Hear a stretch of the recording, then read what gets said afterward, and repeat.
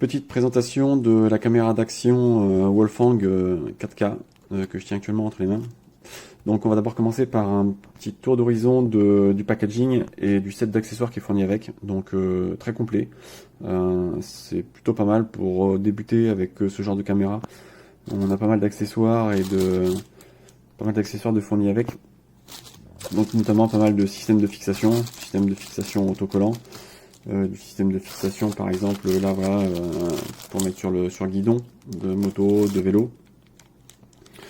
Dans les accessoires fournis avec, on a une petite télécommande ici pour déclencher photo vidéo, donc ça c'est plutôt bien vu, qui va venir s'attacher voilà, avec ce genre de scratch fourni, donc qu'on va pouvoir mettre la télécommande autour du bras, autour du poignet. C'est plutôt pas mal. Donc à noter que voilà, pour les accessoires, comme vous pouvez le constater, c'est un support de type GoPro, donc ça c'est très bien aussi, c'est universel. Donc là vous allez pouvoir trouver tous les accessoires sur internet, que ce soit la marque GoPro ou tous les accessoires tiers. Voilà, c'est de la fixation GoPro, donc aucun souci pour racheter des attaches si elles cassent ou voilà, avoir des attaches plus spécifiques, des harnais et compagnie.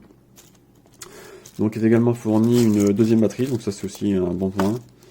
Donc un petit capuchon d'objectif, un caisson étanche, enfin un boîtier de protection et caisson étanche. Bon, voilà, quand on utilise la caméra dans des conditions un peu extrêmes, ça permet de la protéger.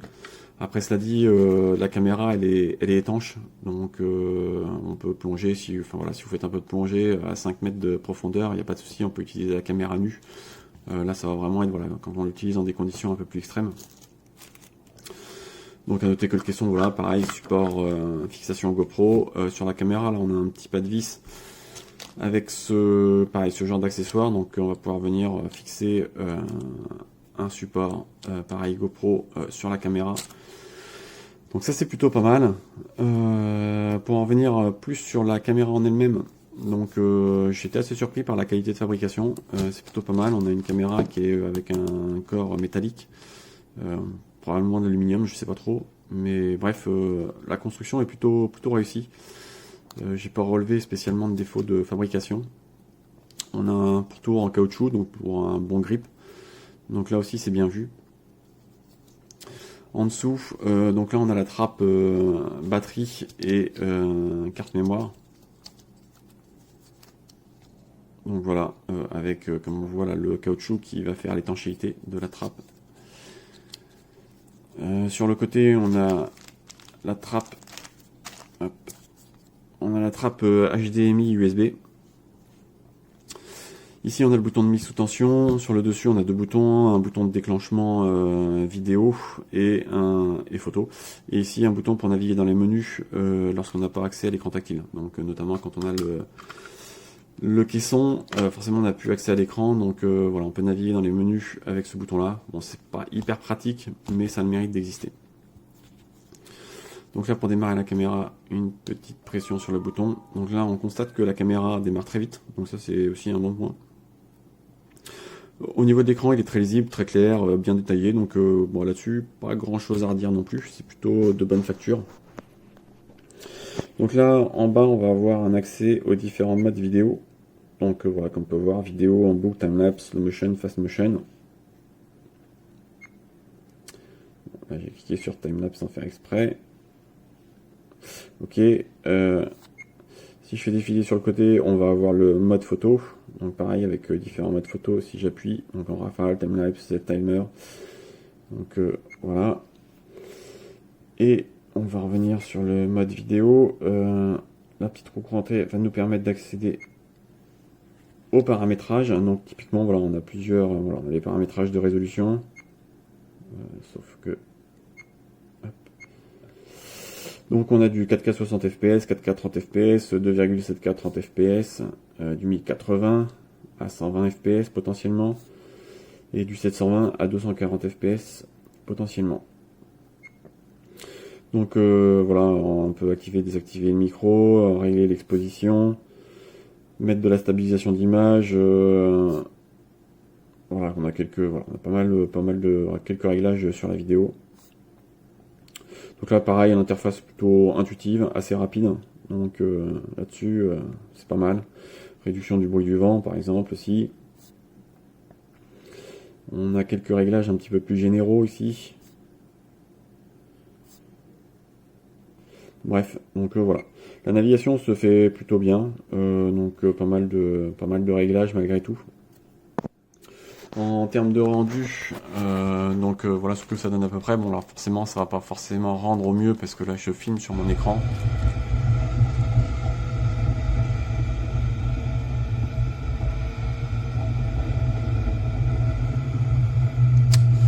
Donc là, j'avais pas activé la stabilisation d'image, donc effectivement, l'image saute un petit peu.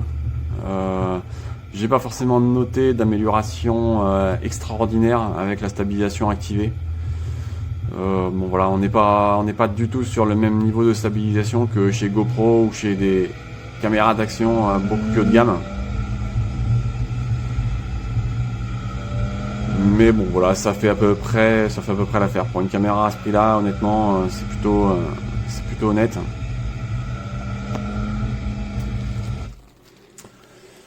Donc voilà. Après, donc dans ces petits défauts, moi voilà, j'aurais tendance à dire que bon, il n'y a pas des masses en fait. Honnêtement, à ce prix-là, je m'attendais pas à un tel niveau de qualité.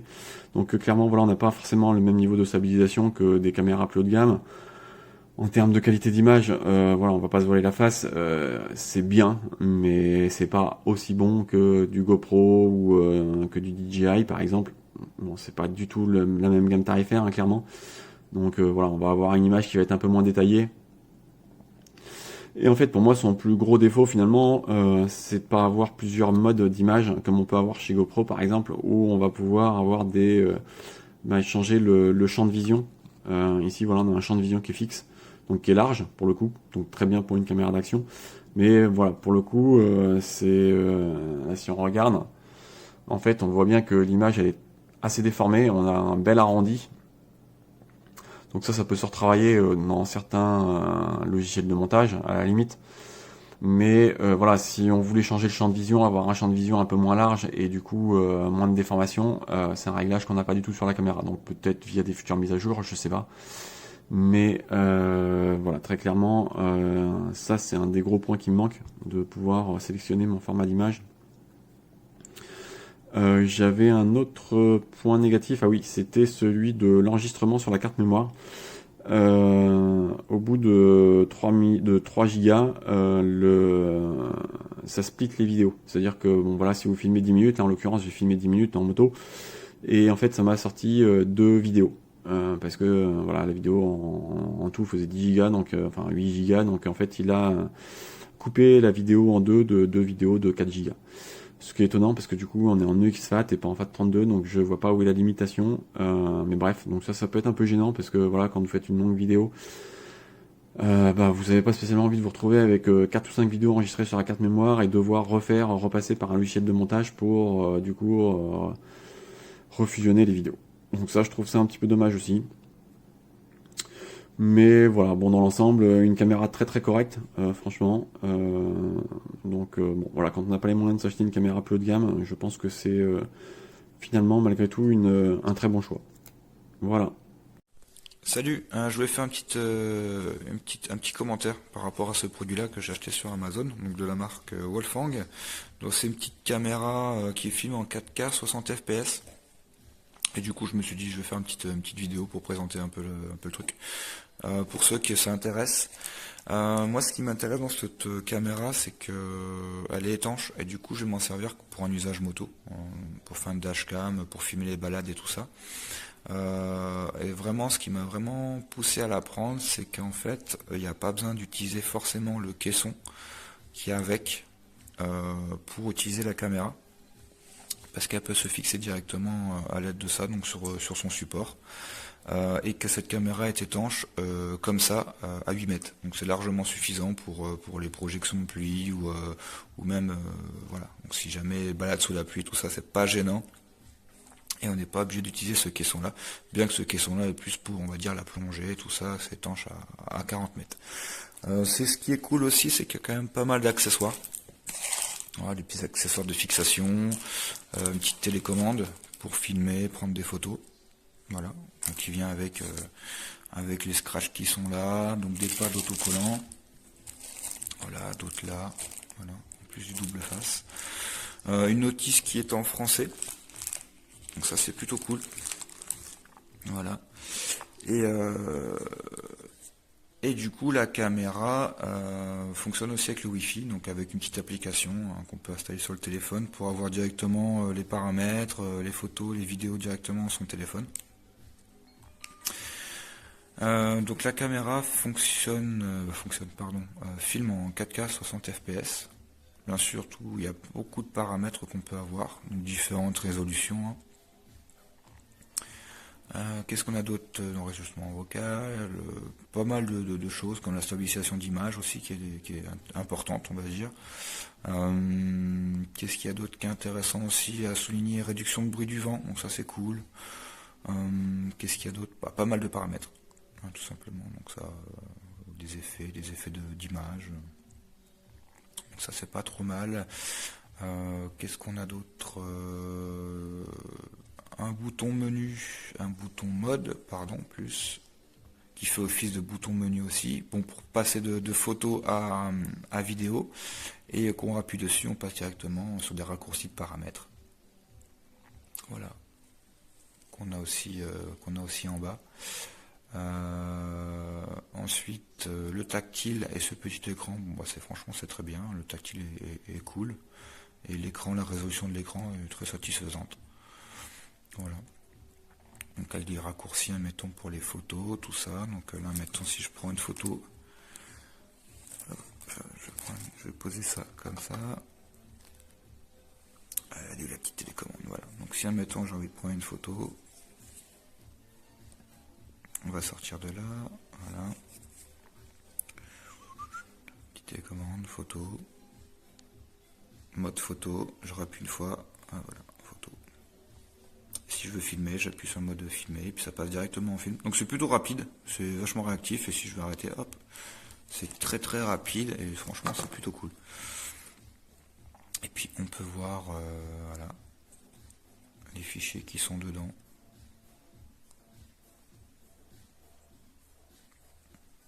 Voilà, petite présentation. Qu'est-ce qu'il y avait d'autre à souligner? La finition est plutôt correcte, franchement elle est même très bien. Voilà, tous les boutons sont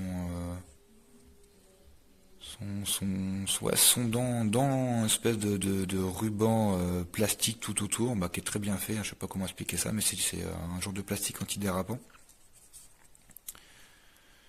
Et voilà, qu'est-ce qu'on peut voir? Le slot là pour la batterie et la carte mémoire. Donc oui, la carte mémoire c'est 128 Go maximum qu'on peut mettre dedans. Donc, ce qui est très bien, ça permet de filmer à peu près 4 heures il me semble avec 4K et 60 fps. Et donc du coup il y a un petit ruban en caoutchouc là pour faire l'étanchéité du compartiment batterie, et puis pareil pour le compartiment qui est assez dur à ouvrir quand même. On va y arriver, ouais. Voilà, donc il y a la même chose ici pour le recharger, et puis pour l'HDMI, et voilà, ce petit pad là qui vient bien plaquer contre les orifices pour l'étanchéité. Donc franchement à tester. La partie micro qui est là. Alors, la caméra est assez lourde sans trop l'être, hein, donc c'est plutôt pas mal. On sent un peu la qualité de la chose, c'est très bien. Voilà. Donc j'ai choisi cette caméra de la marque Wolfgang 4K pour son prix, et surtout pour le nombre d'accessoires qui sont fournis avec, comme on peut le voir. C'est assez impressionnant pour le prix. Donc il y a déjà une batterie dans la caméra, vous avez une deuxième batterie, un support guidon, un caisson totalement étanche. Bon, allez en profondeur si vous voulez à 20, 25 mètres, 30 mètres. Sachant qu'il ne faut pas oublier, c'est que la caméra en elle-même elle est déjà étanche. Vous pouvez la mettre sous l'eau quelques mètres, il n'y a pas de souci. Elle ne craint pas la pluie. Vous avez une petite télécommande aussi pour allumer à distance l'appareil photo, en déclenchement photo et vidéo. Cordon de charge. Petit capuchon pour protéger l'objectif. Hop, comme ceci. Ensuite divers supports. Donc support type autocollant, qui peut être sanglé. Donc pour support par exemple, il faut utiliser ceci, qui vient directement s'emboîter dedans comme ça. Des supports à visser. Donc comme pour celui-ci, vous voyez, celui autocollant. Et celui-ci, on peut aussi mettre ça directement à visser. d'autres supports, différentes longueurs. Vous avez des sangles d'avance, des autocollants, des Colson, le petit lingette nettoyante. Vous avez aussi tous les montages possibles. Là, vous voyez, il y a quand même 9 montages différents. Et de l'autre côté, vous avez quand même la liste des accessoires fournis, qui est assez impressionnante pour le prix. Je veux dire, pour le prix, on a un produit franchement qui est extrêmement complet. Manuel en français, qui est plutôt pas mal. Bien explicatif. Et ensuite, une belle caméra franchement qui est qualitative. Vous voyez. Donc ici, le bouton M, c'est pour accéder au menu quand elle est dans son caisson. Parce que quand elle est dans le caisson, vous avez les boutons ici. Donc là, menu, démarrage vidéo, photo et allumage sur le côté. Donc quand elle est dans son caisson, hop, on voit mal. Donc là, il y aura le bouton menu, le bouton mise en route et le bouton d'allumage. Alors l'accès à la batterie se fait par en dessous. On appuie ici, tac. Vous avez une batterie ici et vous avez la deuxième qui est ici. Vous avez la fixation qui est là. Sur le côté, vous avez accès à la partie USB.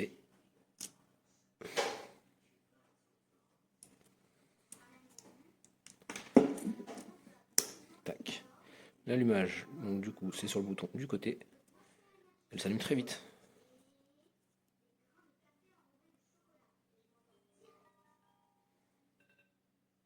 Donc là, la carte, je l'ai supprimée. Vous avez le mode vidéo. Quand on coulisse comme ça, le mode photo. En vidéo, vous avez tous les paramètres différents. Résolution, enregistrement vocal, exposition, fréquence de puissance, les sons, balance des blancs, les effets, la calibration, distorsion, mode de plongée. Donc là, on est 60 Hz.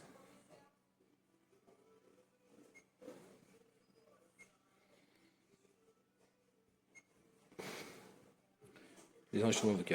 Hop. Ensuite, pour les photos, c'est pareil. Il y a pas mal de paramètres. Taille d'image.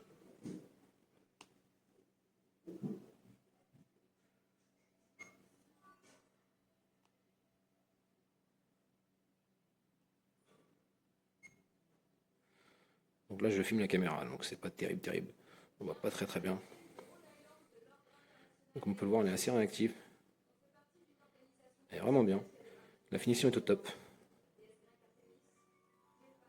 Franchement, pour le prix, je ne peux que recommander. En plus, elle est compatible avec tous les accessoires GoPro. Parce que c'est universel. Donc si vous demandez des accessoires que vous ne trouvez pas, hop, vous pouvez commander un accessoire GoPro, ça ira dessus. Elle est vraiment au top.